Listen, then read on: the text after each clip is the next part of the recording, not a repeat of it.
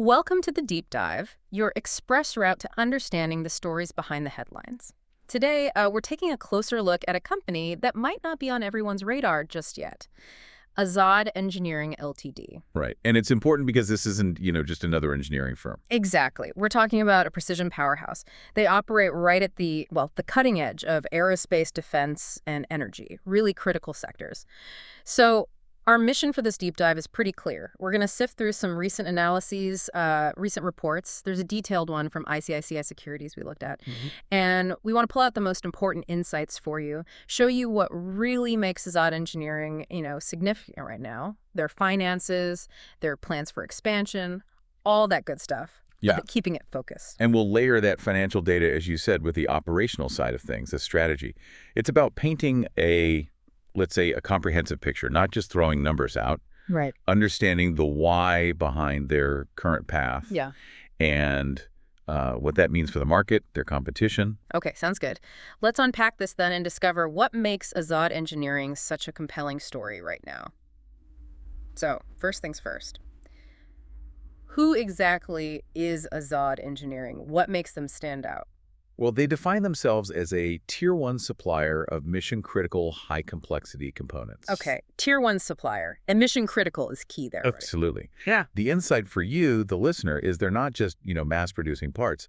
They craft these highly specialized pieces, things that are absolutely essential for safety, for efficiency, performance. It's a really demanding environment. Exactly. Think aerospace, energy. Yeah. These aren't places you can afford failure. Makes sense. So what specific areas are they in? It's fascinating, really. They focus on three main sectors. First, you've got aerospace and defense, or A&D. Okay. Here, they supply things like rotating and stationary airfoils, unison rings, actuator assemblies, landing gear parts even. Wow. Okay. So core components for aircraft, helicopters? Commercial and defense aircraft, yeah. Yes. Helicopters, missiles, you name it.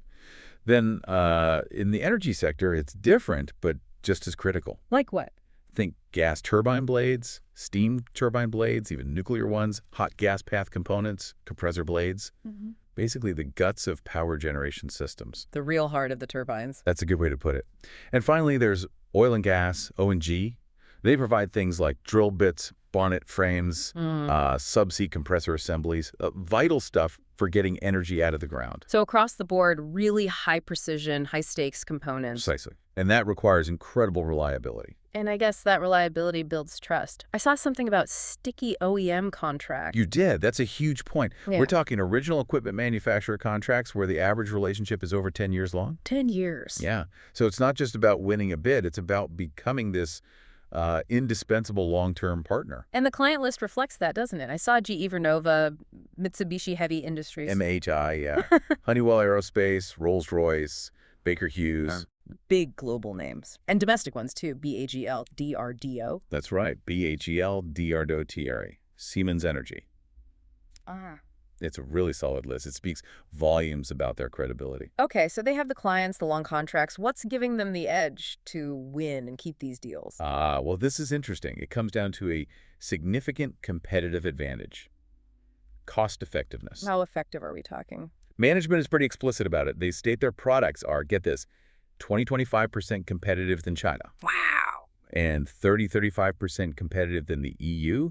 And even 40-45% competitive than Japan. That's a massive difference, especially for high-tech components. It really is. So the core insight here for you is that Azad isn't just competing. They are strategically undercutting major global players, but critically, while maintaining quality in these mission-critical areas. Which makes them pretty disruptive, I imagine. Hugely disruptive, especially as global companies look to diversify supply chains, for resilience and cost. Azad ticks both boxes. Okay, so that sets the stage really well. They're specialized, trusted, cost-effective.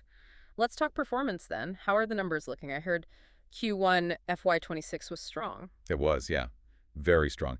Their results actually exceeded consensus expectations, particularly on the margin front, which is always good to see. All right, give us a breakdown. Q1 FY26. Okay, so standalone numbers. Revenue was 1,345 crore. That's up 36.7% year over year.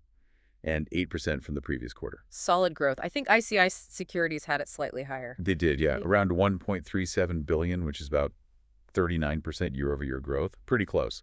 But the real standout was EBITDA. Earnings before interest, taxes, depreciation, amortization, Yeah. the core profitability measure. Exactly. That hit 485 crore, up a really strong 46.8% year-over-year. Okay, and the margin? That was the bit that beat expectations. That was it. The EBITDA margin reached 36.1%. ICICI noted that as a jump of 230 basis points year-over-year. So 2.3 percentage points higher. That's significant. It is. Their calculation put the margin at 35.9%, but either way, a big improvement. And that flows down to the bottom line, PN, profit after tax. Not profit. Right. That came in at 300 crore. It's a 75.1% jump year-over-year. Really impressive. The PAT margin was 22.3%. And earnings per share? EPS was 4.64, up quite a bit from 2.90 in the same quarter last year. So yeah, the headline is definitely that margin expansion and the fast-growing profit. Those are definitely compelling numbers, but that kind of margin leap, like you said, beating expectations, it doesn't just happen. What was driving that? Any strategic shifts? Good question. It seems to be driven mainly by two key factors, strategically speaking. Okay. First, their exports contribution. It jumped to 92% of total revenue. That's up from 90.5% the year before. So they're selling more overseas, likely at good prices. Seems like it. It highlights their global reach and probably their pricing power for these specialized parts internationally. Second, the performance of their energy and oil and gas businesses. Right, the segments. Their combined revenue jumped 41.7% year-over-year to about INR 1.1 billion. So their contribution to the total revenue mix increased to 81.2% from 78.4%. Ah, so they're leaning into their higher growth, potentially higher margin segments, and it's paying off. Exactly. It looks like a successful strategic focus, enhancing that overall profitability picture. Okay, strong performance now. Let's pivot to the future, because underpinning all this has to be demand, right? Tell me about their order book. I heard it's pretty substantial. Oh, substantial is putting it mildly. We're talking about an order book that exceeds 60 billion. 60 billion rupees. Yeah. It's not just a healthy pipeline. It's a really clear signal of sustained future demand. It provides remarkable revenue visibility. How does that break down across the sectors? Okay, so energy is the biggest chunk, around 34 billion. That's roughly, what, USD 400 million. Right. Then aerospace and defense, A&D, is about 17 billion, or USD 200 million. Yeah. And oil and gas is around 8.5 billion, maybe USD 100 million. Got it. And what does that mean in terms of visibility? Well, here's the crucial insight for you. This strong order book gives them visibility for over 5 years. 5 years. Yeah, even if you assume they keep growing revenue at, say, 30% a year, a compound annual growth rate of 30%. Wow. That provides a lot of stability and confidence in their growth path. It really does. It significantly de-risks that future growth trajectory. Yeah. Suggests a very strong foundation. And are there specific recent wins that sort of bring this order book to life, make it more concrete? Absolutely. They've had some really significant contract wins lately that show their capabilities are being recognized. Yeah. Okay, well, with GE Vernova, they secured turbine contracts worth USD 112 million, plus another one for USD 53.5 million. Huge deals. Then BHEL tapped them for indigenous airfoils for supercritical turbines. That's important for India's energy independence, too. Right. Baker Hughes, they signed an MU, a Memorandum of Understanding, for a facility in Saudi Arabia, along with supply contracts. Big move into the Middle East. They're working with GT Ardoo on an advanced turbo gas generator engine, aiming to deliver 2 units in FY26. Okay. Mitsubishi Heavy Industries, MHI, gave them a USD 83 million, 5-year long-term contractual purchase agreement. And, get this, named them Global Partner of the Year for FY24. Partner of the Year. That's quite an endorsement. It really is. And there's Honeywell Aerospace, too, a USD 15 million deal for Phase 1 aviation components. Plus, they got qualified by EDF, the French energy giant, as a global supplier for 2 nuclear projects. Nuclear qualification. That's a high bar. Extremely high. So yeah, these aren't small deals. They are substantial strategic partnerships cementing their role. Okay, so incredible performance, massive order book full of significant wins. What's the plan now? What's management telling us about the future, say, FY26 to FY28? I heard the guidance is pretty aggressive. It is, yes. Management is projecting quite aggressive growth. They're targeting revenue growth of between 25% and 30% CAGR over the next couple of years. 25 to 30% growth annually. Okay. And margins. Can they maintain those high levels? That's the plan. They aim to keep EBITDA margins around 36% and PAT margins around 22%, Yeah. which, is pretty close to the ICICI guidance we saw, maybe slightly more optimistic on EBITDA. How are they going to achieve that kind of growth? The key driver is a massive capacity expansion, a huge ramp up. We're talking about 94,899 square meters of new facilities. Wow, nearly 95,000 square meters. Yeah, including dedicated facilities for GE Vernova and MHI, plus that Saudi joint venture we mentioned. They've apparently already completed 2 dedicated units, about 14,800 square meters total. And more coming. Oh, yeah. The plan is to add another 8 dedicated lean manufacturing facilities in the next 12 to 18 months. 8 more facilities. That's ambitious. What else? Operationally, they're targeting working capital days below 120. That's about managing inventory and receivables better. Strategically, they're looking at selective tech acquisitions Acquisitions. In what areas? to expand into landing gears Hmm? and, interestingly, larger turbine modules, so moving up the value chain. Makes sense. And all this expansion needs funding. Right. They planned about INR 4.5 billion in capital expenditure, CapEx, over FY26 and FY27 to fuel all this. That is a huge undertaking, especially the capacity expansion, the sheer scale of it. It really is. And what's interesting is that I read this new capacity is expected to be tilted more towards aerospace and defense, That's right. which could mean even faster growth in A&D compared to energy, maybe a strategic shift towards potentially higher value work there. That seems to be the implication. It suggests they see more growth or perhaps better margins long-term in A&D. So for you, the listener, the critical thing here has to be execution, right? Right. Delivering these new facilities on time is absolutely vital to hitting those growth targets. Exactly. Execution risk is definitely something to watch. But if you step back, you see a company that's not just growing, it's strategically investing, deepening its niche, expanding capabilities in these really critical high-barrier areas. They're building for the future demand they see coming. Precisely. Proactively building the infrastructure. It's a sign of a company aiming for, long-term leadership in high-tech manufacturing. Okay, let's bring in the analyst view now. We mentioned ICICI Securities. They recently reinitiated coverage with a BUY rating. What's their take? What are they seeing? Well, ICICI Securities is clearly confident. They put that BUY rating on the stock and set a target price of INR 1,882. Okay, 1882 rupees. And what does that imply in terms of potential? Based on the price when they published, that suggested about 21% upside.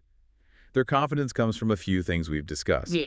That strong Q1 performance, the really robust order book giving that long-term visibility. Expansion plans? Exactly. The capacity expansion, which should help them deliver on those orders. Hmm. And they also pointed to the history, that impressive revenue CAG of 39% over the last 5 years. So a proven track record of high growth. Right. It shows they know how to grow quickly and consistently. Okay, so a positive view from the analyst. But, we always need to look at both sides. High growth, high expectations. It often comes with risks. What are the potential headwinds here? What could knock this impressive trajectory off course? Absolutely. It's crucial to consider the risks. And there's several key ones identified.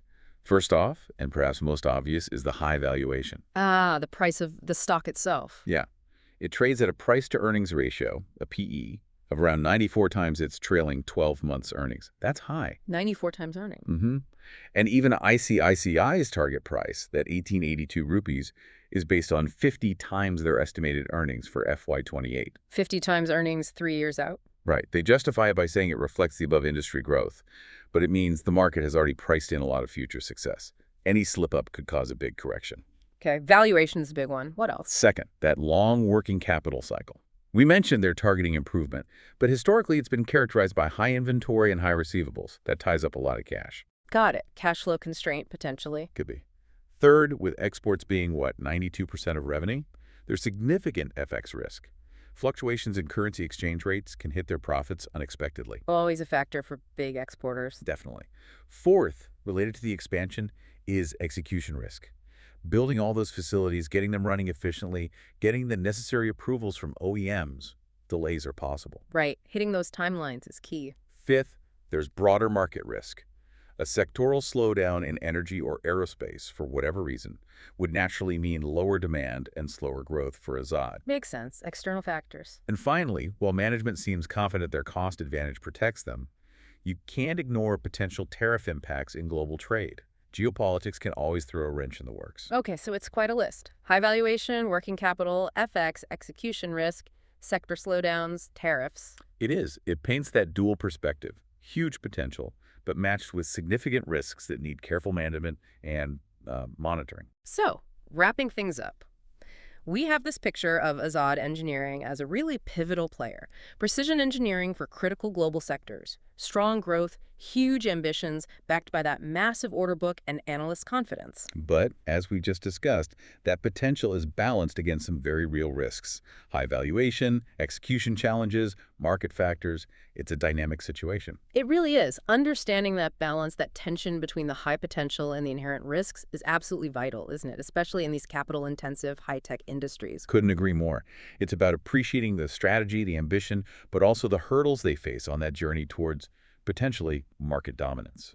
Definitely. So, as we close out this deep dive, here's a final thought for you, our listener, to maybe mull over. Given the immense complexity and the absolutely mission-critical nature of the components Azad Engineering makes, how might their ongoing focus on cost-effectiveness, combined with that need for timely execution, actually start to redefine supply chain dynamics in the global aerospace and defense and energy markets over, say, the next decade? Something to ponder.